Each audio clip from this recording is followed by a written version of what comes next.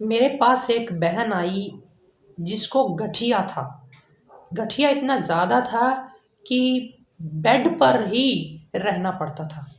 और ये गठिया ज़्यादातर महिलाओं को इसलिए भी हो जाता है कि गर्भावस्था में ठीक है जैसे तैसे निकाल लेती हैं समय, लेकिन डिलीवरी के बाद, प्रसव के बाद अच्छे से उनको डाइट का पता नहीं चल पाता, क्या खाना है क्या नहीं खाना है, कुछ परहेज वातावरण के क्या करने हैं उनको, ये नहीं पता चल पाता, जिस वजह से उनके अंदर फिर आम विष तैयार होने लग जाता है।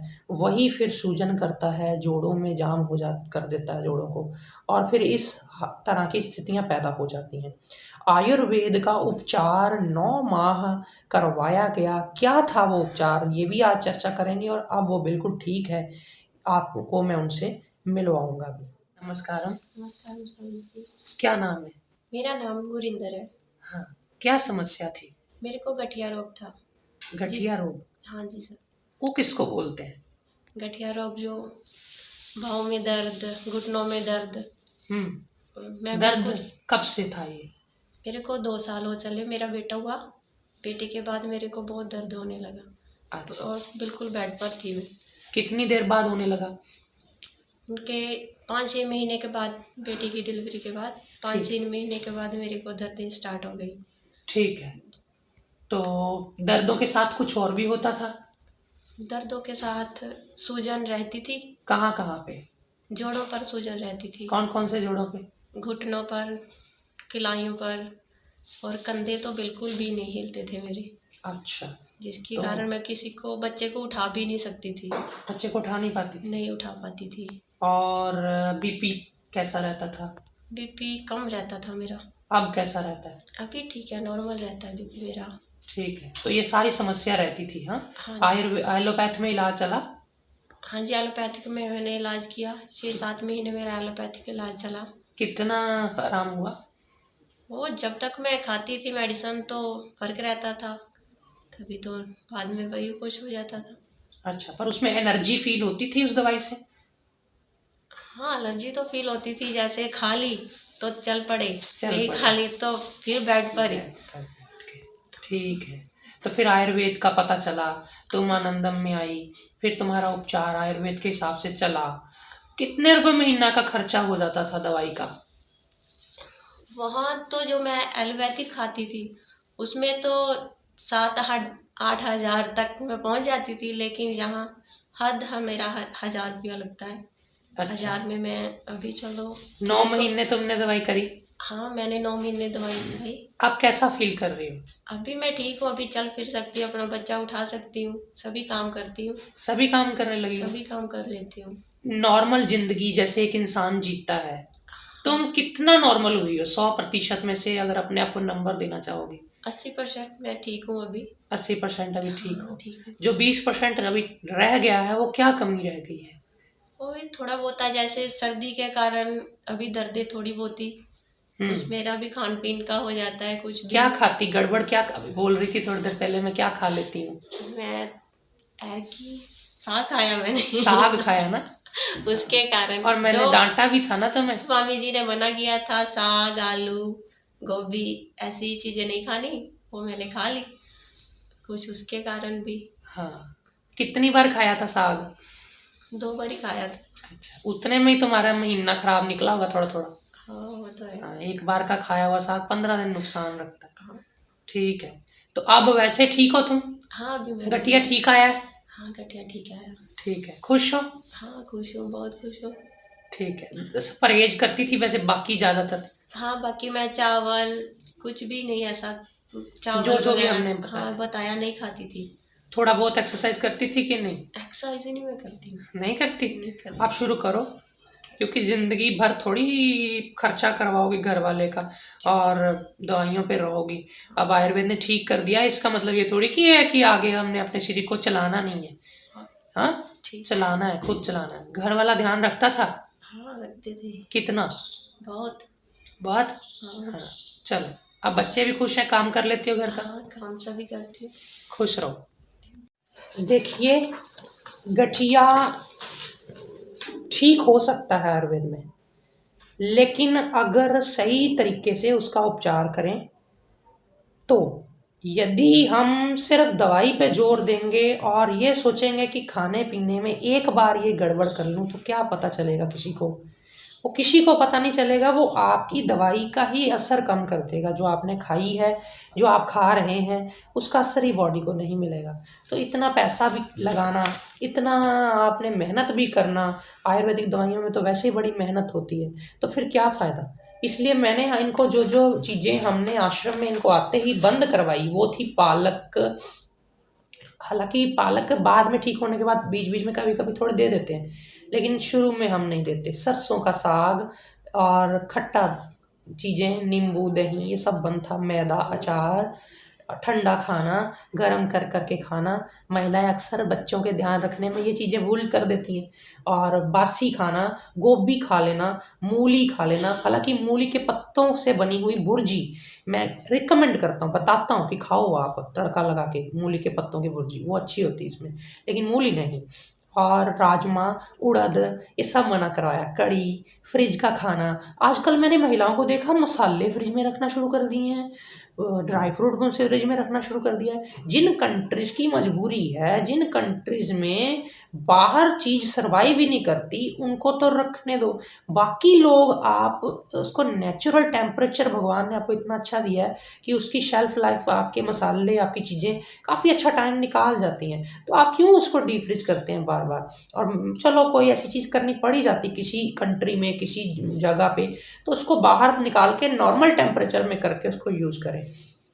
और सीधा फल निकाला ठंडा ठंडा और आपने धो के खा लिया, ये महंगा पड़ जाएगा। जो लोग भी कहते हैं कि हमें तो कुछ नहीं होता, सीधा ठंडी ठंडी सब्जी निकाली, सीधी ऊपर चढ़ा दी गैस पे और आपने गर्म करके खा ली, ये आपको नुकसान करेगी। जंक फूड, फ्राई फूड हमने सारा बंद कराया। फास्ट फूड, ये पहले भी नहीं मेरे ख्याल खाती थी ऐसी चीज़ें, है ना, पर फिर भी हमने ये बंद ही रखा। और दलिया खाने को दिया, फुल मखाने खाने को दिए, अनाज मिक्स, मल्टीग्रेन दलिया, मूंग की दाल का सूप पी लो, काले चने का सूप पी लो। और गाजर, शलगम, ये भी खा लो। अदरक, हल्दी, देसी घी गाय का, नहीं गाय का खरीद सकता कोई तो घी, भैंस का घी ठंडा होता है काफ़ी, तो फिर अगर खाना ही पड़े तो फिर उससे अच्छा तो तिल का तेल है, सरसों का तेल है और जैतून का तेल है, ऐसे तेल है, फिर तेलों से बनाओ। और सरसों का तेल, बाकी सारे तेल बदल बदल के, रोटी, सब्जी, मेथी खाई, करेला खाया, मेथी हरी वाली, और चौलाई खा सकते हैं, तरा तेज खा सकते हैं, बथुआ खा सकते हैं। और पनीर कम से कम, ना के बराबर, क्योंकि फिर वही पचने में भारी, वो फिर पचने में भारी, वो आम विष बना सकता है फिर से। घिया, तोरी, फलियाँ, ये फलानी फली, सेम फली, ये सब दे सकते हैं। और सूप, सारी सब्जियों के या मिले जुले मिक्स सूप बना लिया, ब्रोकली दे सकते हैं, ये सारी चीज़ें। और ये इसके साथ साथ बाजरा दे सकते हैं, और कभी कभी कभी कभार रागी ले सकते हैं, ये सारी चीज़ें ले सकते हैं। लेकिन जो चीज़ें मना है मैंने आपको पहले ही बता दी। अब बात कर लेते हैं इनको हमने क्या क्या प्रयोग कराया। देखो, प्रयोग मैं पहले भी कई वीडियो में बता चुका हूँ, लगभग लगभग वही था।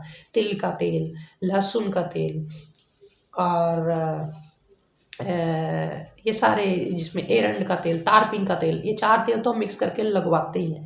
लेकिन जिन केसेस में बहुत महंगे पड़ जाते हैं ये, उनको लगता है कि नहीं ये थोड़े बजट में आने चाहिए, तो हम क्या करते हैं, हमने इसको क्या कराया, तिल का तेल लिया, उसमें लहसुन थोड़ा कूट लिया, थोड़ा जायफल कूट लिया, और मेरे ख्याल 2 ही चीज़ें कूटी थी। चाहे तो आप अजवाइन भी कूट के उसमें थोड़ी सी डाल सकते हैं। तो ये तीनों चीज़ें आप उस तेल में डाल लें और उसको धीमी धीमी धीमी धीमी आंच पे, मीठी मीठी आंच पे, जिस पे गजरेला बनाते हो आप, बाद में गर्म करने के लिए रखते हो, उस आंच पे आप इस तेल को रख दें।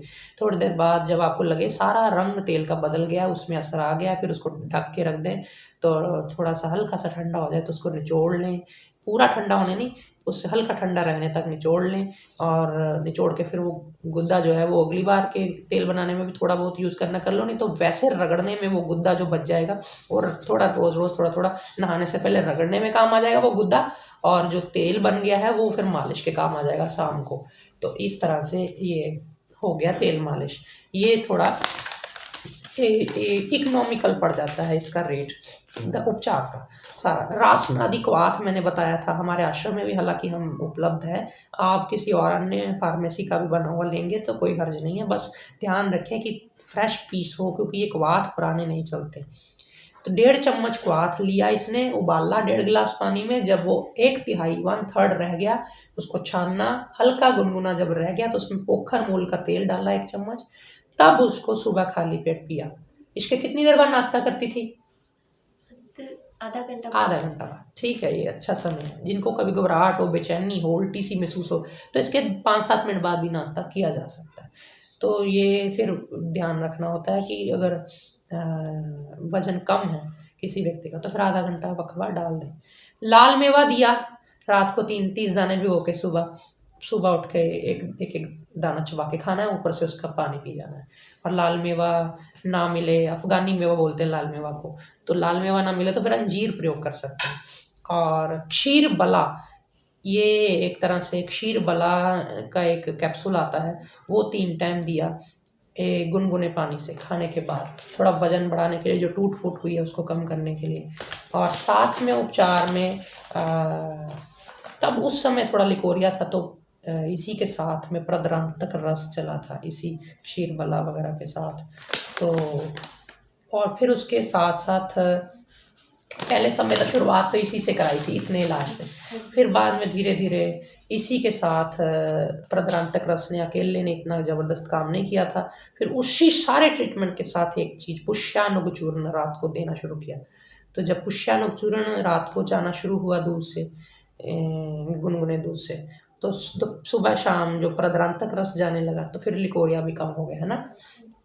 फिर उसके बाद HB थोड़ा बढ़ा और फिर मेन दवाई शुरू कराई कि जब गठिया का आराम तो आ रहा था लेकिन इतना नहीं आ रहा था, तो पुरानी दवाइयाँ सारी चलती रही, साथ में एक आइटम और शुरू कर दी। जब हमने उसमें से प्रद्रांतक रस और वो जो अभी हमने क्षीर बला वाला था वो निकाला, तो उसकी फिर जगह खाली हो गई, तो उसकी जगह पे आम बतारी रस और वात गजांकुश रस दोनों को अश्वगंधा रिष्ट के साथ और पत्रांगासव के साथ दिया। पत्रांगासव तो जब लिकोरिया आदि हो तब देते हैं, अदरवाइज अश्वगंधा रिष्ट और महारासनादि भी दे सकते थे। महारासनादि यहाँ इसलिए नहीं दिया लिकोरिया के कारण। तो यहाँ पे ये दवाई चली और 4-4 चम्मच पीने वाली, दूसरी के गोली सुबह शाम। हमने 3 टाइम भी नहीं कराई। हमने कहा कि ज़्यादा खर्चा नहीं होना चाहिए, 2 महीने 3 महीने ज़्यादा नहीं लग जाएंगे ठीक होने में, तो भी फ़र्क करा इस दवाई ने। और ये फिर धीरे धीरे ठीक होती ये अब लगभग बिल्कुल ठीक है ना। बस अब हम इसको क्या करने वाले हैं, अब हम इसको रासनादी क्वाथ सर्दी देंगे और साथ में ऐसी 10-12 चीज़ें डाइट की बता देंगे कि जिसकी पैसा इसका दवाई में न लग के डाइट में लगे। और ये अपने शरीर की जो टूट फूट हुई है, जैसे कलाई में इसके अभी भी थोड़ा दर्द है, तो जो शरीर ने गठिया तो होके चला गया, लेकिन उसने जो काफ़ी तोड़ फोड़ कर दी शरीर में, वो तोड़ फोड़ रिपेयर हो जाए, बस ये है इसका ध्यान। और इसको प्रिकॉशन लेनी पड़ेंगी, गुनगुने पानी से अभी भी नहाना पड़ेगा, अभी भी इसको ये वातकारक चीज़ें नहीं खानी है। जब हम छूट देंगे 1-8 साल के बाद, ये प्राणायाम अच्छा कर लेगी, 1-2 सीज़न अच्छे निकाल लेगी, तब इसको बोलेंगे कि हाँ गोभी, मटर, चने की दाल या कोई जो चीज़ें मना होती हैं वो कभी कभार वंस इन ए वाइल आप ट्राई कर सकते हैं, थोड़ी बहुत मात्रा में। वो भी जब एक्सरसाइज खूब अच्छी हो जाए, आप पाचन शक्ति को दोबारा खड़ा कर लें, दोबारा से आपके वैसे हालात ना हों कि खाया और लेट गए या खाया और कभी कुछ पे ठंडा पानी पी लिया। ये आदतें सारी बेसिक आयुर्वेद की ठीक करने के बाद हम पेशेंट को अलाउ करते हैं कि हाँ अभी अब तुम नॉर्मल डाइट ले लो। इसका रिजल्ट तो गठिया तो ठीक हुआ ही, हम साथ साथ वेट भी चेक करते हैं, शरीर का डील डोल ठीक हो रहा है, पहले से ठीक ठाक है, तो ये सारा चेक करते हैं। तो ये वीडियो मैंने बनाई थी चिकित्सक भाई बहनों के लिए, उनको मेरा अपना एक्सपीरियंस शेयर करने के लिए। बाकी लोग इसको सेल्फ प्रैक्टिस की, जो दवाइयों की ना करें, डाइट की चीज़ें समझी हैं जो आपने तो वो ज़रूर करें, तो आप सीखें उससे कुछ ना कुछ। आपने मुझे सुना उसके लिए धन्यवाद। नमस्कार।